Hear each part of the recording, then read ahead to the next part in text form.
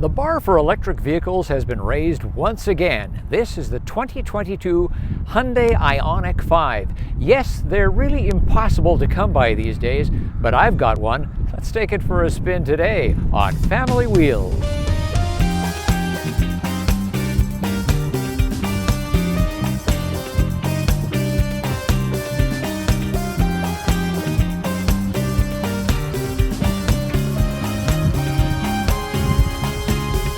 As we get rolling, a simple request. Give Family Wheels a like, because your likes help keep the channel charged up.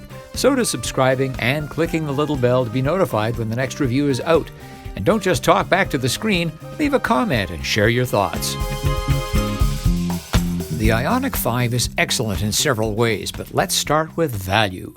This crossover is a good deal at all trim levels and price points, and not just because it's eligible for substantial rebates from governments. The lowest price Ioniq 5 lists at just $1,100 more than the base trim of Hyundai's own Kona Electric. A good vehicle, but smaller, less sophisticated all round. Volkswagen ID.4 compares more favorably to the Ioniq 5 in size, range, style, and price. Same for the upcoming Nissan Ariya. Like the VW, it should be eligible for government subsidies. Even on a straight-across basis, the Hyundai is attractive up against the pricier Ford Mustang Mach-E, Audi Q4 e-tron, and especially the Tesla Model 3 and Y. But with rebates, the Ioniq 5 turns into a 10. It's eligible for $5,000 from the Government of Canada, another $3,000 here in the province of BC, or $7,000 from the province of Quebec. The U.S. federal after-income tax rebate is $7,500. State rebates vary. The downside is subsidies intensify the demand for EVs on record-high fuel prices, a shortage of chips and other components, and a surge in buying intentions. Hence, the likelihood that many buyers won't be getting their electric auto until 2023. We've got a near-silent drive system, excellent sound insulation throughout, a pleasant, compliant suspension that isn't too soft, it's still a bit sporty. It all adds up to a terrific package here in the Ioniq 5. Two battery sizes are offered to Canadian buyers, 58 kilowatt hours and 77.4, but only the larger one is available in the U.S.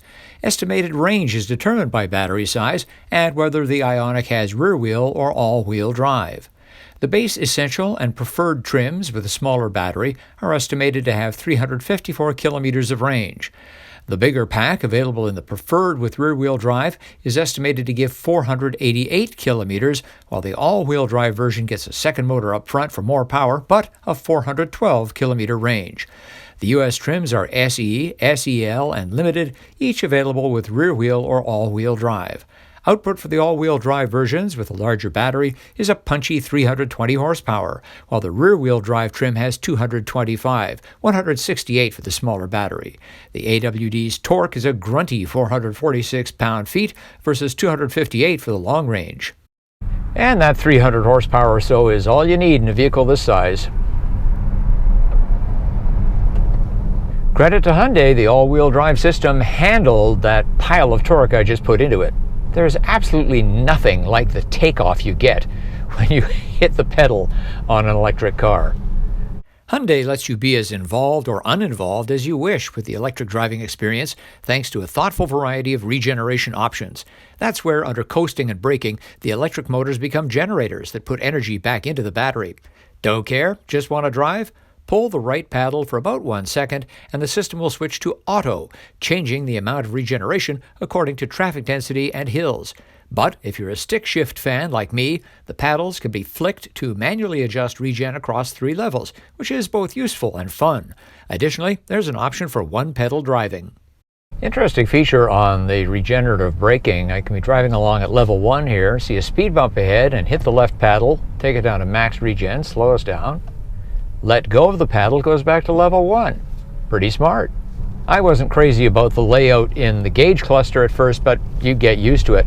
One aspect of the interior design that really did annoy me when I picked the vehicle up, and that is the background lighting for the two displays. You have a choice, light or dark. And the light was really starting to wear my eyes out, if you will, even during the daytime, so I switched it to dark and everything's fine. And of course, it'd be up to your personal taste.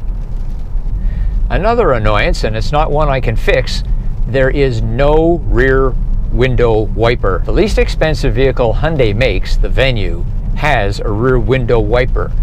We have a lift gate at the back. It's got basically a vertical window. It should have a wiper for convenience and especially for safety reasons. A quibble rather than a deal breaker. These keeping up with the Tesla's door handles that pop out to greet you are not ergonomic. The controls of the Ioniq 5 will mostly be familiar to people who have driven a Hyundai or Genesis. Unfortunately, the hard buttons for seat heat and steering wheel heat, so often found on other models, have been eliminated and are now on a touch screen accessed by pressing warmer.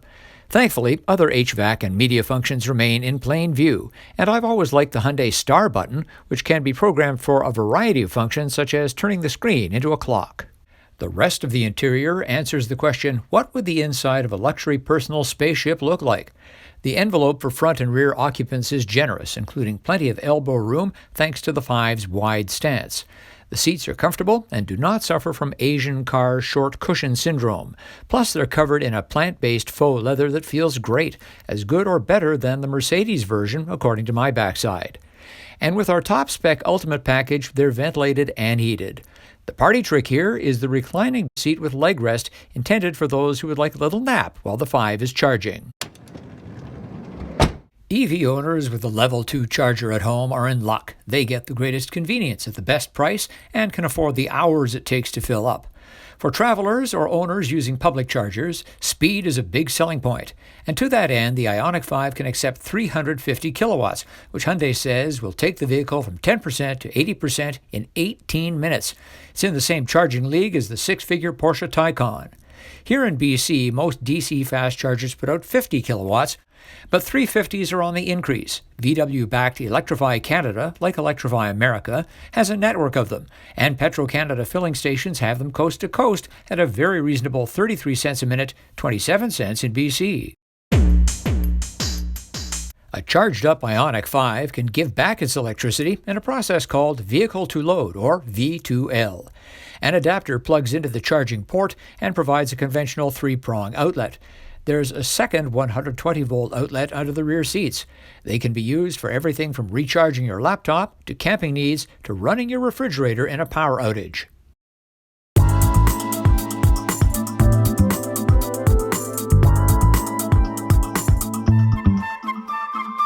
Our typical cargo of 3 bags of groceries, a backpack, and a stroller does fit with room to spare in the Ioniq 5. However, there are some quirks. There's a bit of a high lift over here, and the floor is a bit high, and that's because of all the battery that's underneath. There is a small storage compartment under here, several inches high, but a lot of it is taken up by the Bose audio equipment. Additionally, on the left we have a 12-volt 180-watt outlet. Also, there is no spare tire, but there is an inflation kit.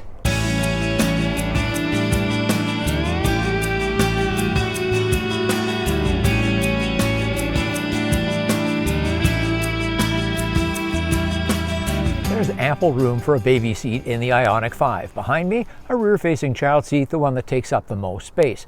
Up front, I'm 5 feet 11 inches tall, 180 centimeters, and I've got plenty of knee room.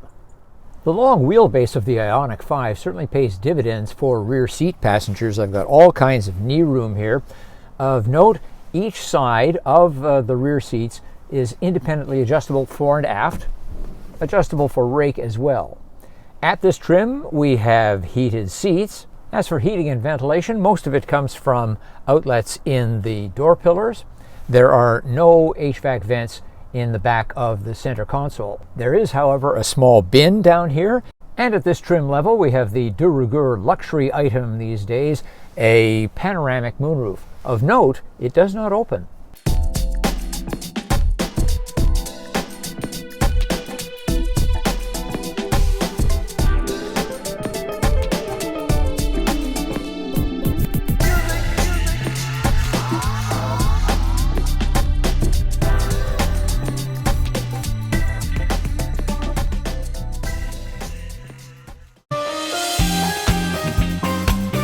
Well, no wonder the Hyundai Ioniq 5 sold out as fast as it did. It is a terrific vehicle. It is now one of the leaders in the electric vehicle segment.